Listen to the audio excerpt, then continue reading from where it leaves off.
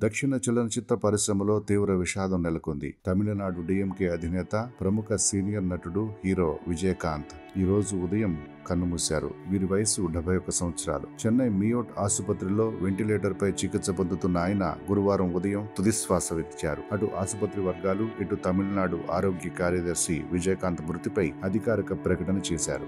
విజయకాంత్ అసలు పేరు నారాయణన్ విజయరాజ్ అళగరస్వామి. మధురైలో 1952 ఆగస్టు 25న జన్మించారు. విజయకాంత్ గా పేరు మార్చుకుని 27 ఏళ్ల వయసులో ఇనిక్కుం ఇలామైతో నటుడిగా ఇండస్ట్రీలో అడుగుపెట్టారు. తొలి చిత్రంలో ఆయన ప్రతినాయకుడి పాత్ర చేశారు. కెరీర్ ఆరంభంలో కాస్త పరాజయాలు అందుకున్న విజయకాంత్ ఎస్ఏ చంద్రశేఖర్ దర్శకత్వం వహించిన దూరితి ఇడి ముజక్కం, సత్తం ఓరు ఇరత్తరైలతో విజయం అందుకున్నారు. సుమారు 100కు పైగా చిత్రాల్లో ఆయన నటించి ఎన్నో ఏళ్ల పాటు ప్రేక్షకుల్ని అలరించారు. దాదాపు 20కి పైగా పోలీస్ కథల్లోనే ఆయన నటించి ప్రేక్షకులను మెప్పించారు. విజయకాంత్ నటించిన 100వ చిత్రం కెప్టెన్ ప్రభాకర్ విజయం సాధించిన తర్వాత నుంచి అందరూ ఆయన్ని కెప్టెన్ గా పిలుస్తున్నారు. ఇక విజయకాంత్ నటించిన చాలా చిత్రాలు తెలుగులోనూ డబ్ కావడంతో ఇక్కడ వారికి ఆయన సుపరిచితులే. ప్రజలకు సేవ చేయాలనే ఉద్దేశంతో ఆయన రాజకీయాల్లోకి అడుగుపెట్టారు. 2005లో డిఎంకే పార్టీని స్థాపించి ఎమ్మెల్యేగా గెలుపొందారు. రాజకీయాల్లోనూ